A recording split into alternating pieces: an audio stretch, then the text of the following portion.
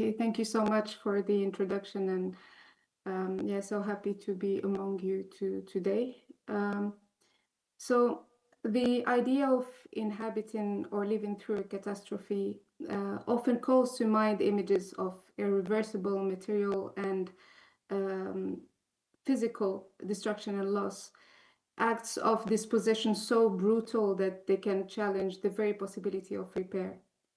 The examples we have seen and heard so far in this conference speak of the resilience to persevere despite everything, to find our way back, including in the face of quieter forms of loss and quieter realities of loss, as these are often only realized in hindsight. So today I want to present my own serendipitous encounter with a landscape that harbors such realities, and it's southern Tunisia, so it's Janoub Tunis. Against a post-colonial backdrop of the global south being pushed to the margins, in a land not so far away, attempts to look at the transformations taking place across the region, torn between abandonment, touristification, mythification, and hidden returns. So in the aftermath of North African independence in the mid-20th century, the country's drive toward modernization gained unprecedented momentum, and Western models of development started fueling competitive national policies. And in Tunis, the inhabitants of the Dhahar Mountains and the south in general were called by the political authorities of the time to leave their villages and descend toward the new cities to participate in the emerging national narrative. And at that time, the south, which was dominantly Amazigh, was regarded as problematic, uncontrollable, and underdeveloped. And modernity couldn't reach it without a radical re-evaluation of its traditional lifestyles. And in fact, the distinctive nomadic tents and cave dwellings of the south were explicitly put in the dock by Habib Bourguiba, the first president of Tunis, very early on after independence. So from Matmata to Tatooine and beyond, villages were partially or entirely emptied, their houses soon becoming ruins, their dwelling know-how fading into traces, and entire cosmogonies disappearing in the face of secularization. And around the same time these social, political, and territorial shifts were taking place, a new protagonist was introduced to the region. Planet of 2 suns and 3 moons, lowest corner of the empire and birthplace of Anakin Skywalker, Tatooine rose upon the lands of southern Tunis in the late 70s. So we're actually talking about Star Wars Tatooine. The region soon after gained unprecedented tourist interest among fans of the saga and became a unique site of pilgrimage, which raises questions about the spatial fetishization of indigenous landscapes. First, Tatooine is portrayed as a hostile desert planet, home to antagonistic forms of coexistence in which one cannot help but see parallels with our own post-colonial realities. Located at the far reaches of an unknown galaxy, the planet has all the features of an quote-unquote uncontrollable south. It's a hub for hyperspace trade routes and a hotbed of smugglers and gangsters. Before being colonized by mining corporations who mistakenly believed the planet to be rich in minerals, at least they were being honest about it, only a small number of indigenous humanoid peoples lived there. And among them, we find the Tuscans, a nomadic people depicted as ferocious and aggressive who survive on hunting and raiding. The traits of this rebellious people are strikingly similar to the descriptions of Amazigh tribes found in early European accounts of the region in the late 19th century, where Qsar dwellers were described and seen as brave and hardy and accustomed to hear the powder speak.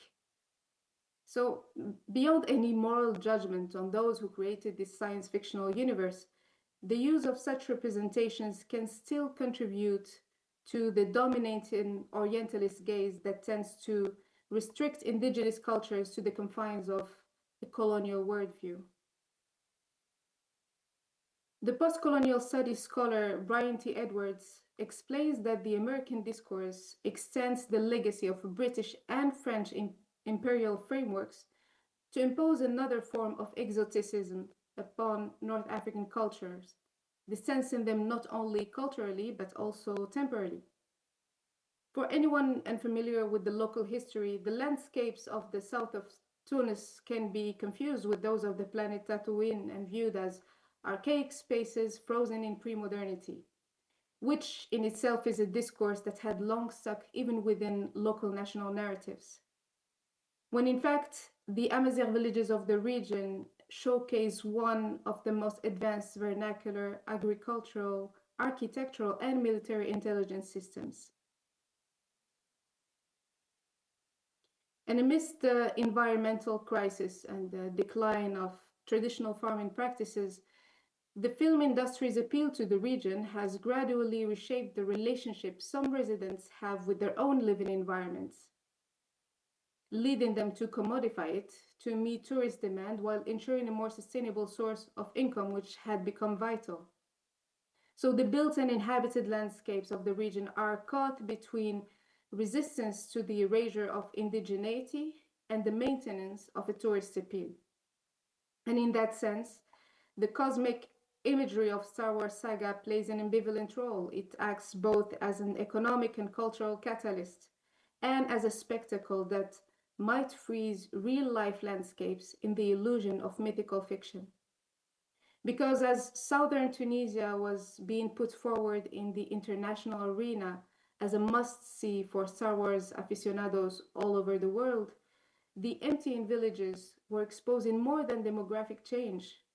It was living through the extinction of a language and a culture, or at best, their folklorization. However, even though the bond with the motherland was frayed, it did not break. Descendants of the mountain dwellers are returning to mend the post-colonial scars and reclaim ancestral lands through new ways of inhabiting them, usually seasonally. And most of the new reconstructions or constructions embody some kind of material hybridity, as you can see in the pictures. You can see concrete pressing against stone and cement merging with lime. And these transformations show that they are not immune to the industrialization of building practices witnessed in many post-colonial contexts, where the use of materials associated with modernity like concrete or steel has been introduced as a symbol of prosperity and social status. So this transition has naturally led to the gradual loss of vernacular building techniques and skills. However, far from falling into nostalgic and romanticized view of the vernacular, we can see in the material repair at work in the villages of the South, the expression of a generation who strives to reconcile its attachment to the native landscapes with its contemporary architectural framework, heavily influenced by the desire for modernity. And in their own way, the returning inhabitants are challenging not only the material dispossession suffered by their ancestors who were forced to leave their villages, but also the symbolic dispossession resulting from the exploitation of the southern landscapes as an entertainment backdrop. So through my own gradual explorations of the story of the Dahr and the South, what has stayed with me is the desire to piece together these incomplete fragments of evidence to recreate a holistic portrait with all of these disparities and paradoxes that I'm telling you about. And in response to the highly sophisticated cinematography of the Star Wars franchise, which was way ahead of its time at the time they did the production, I undertook a craft-based approach, still through film material, to explore the narrative palimpsest that unfolds in this multi-layered assemblage of stories. So it's called In a Land Not So Far Away, to echo the famous opening credits of the film, which is a long time ago in a galaxy far, far away. And the film clip that I will show today, which is a work in progress still, so bear with me, uses footage shot one winter morning from the heights of Tamzart, which is a village which is half inhabited, let's say, and it's situated and located a few kilometers away from Matmata, which is a bigger village or bigger town. Between the troglodyte caves and the stone houses, steel frames stand idle, sometimes crowning solitary columns, and other times piercing through flat roofs with no sign of any ongoing construction work. The slender rods are covered with protective industrial bricks, signs of hanging futures, carrying the promise of dwellings yet to come and the hope of return. And just as an olive tree strives for a foothold in the most arid lands for centuries on end, these rods seem to seek the same anchor, building over what can be a very long time for some inhabitants, the material and symbolic conditions for a return. And in the central scene, the peculiar presence of the sofa exposed to the open sky, as if surrounded by invisible walls and an invisible roof, only intensifies the burning desire to re-inhabit.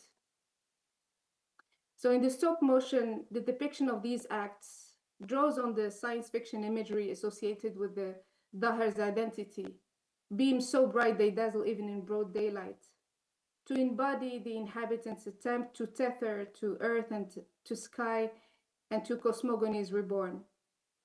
So the vulgar steel rods become sacred bridges, linking the past and the future in a continuum. The choppy rhythm of the stop motion and the flickering fragile lights tell the tentative march towards the origins, a journey that's not without pain or friction, when distance in time and space becomes an alienation. So what does it mean to return and reclaim the land of one's ancestors? And how can one heal the wounds of departures made without a farewell? So in a land not so far away, episode 1, as I like to call it, is a work in progress, part of a wider visual ethnography project that tries to bring together historical, contemporary, and futuristic fragments into a comprehensive assemblage. Here is a palimpsest of the Dahr, deliberately kept in a state of tension, mindfully dealing with identities that try to coexist simultaneously without seeking to forge a false narrative cohesion. Thank you.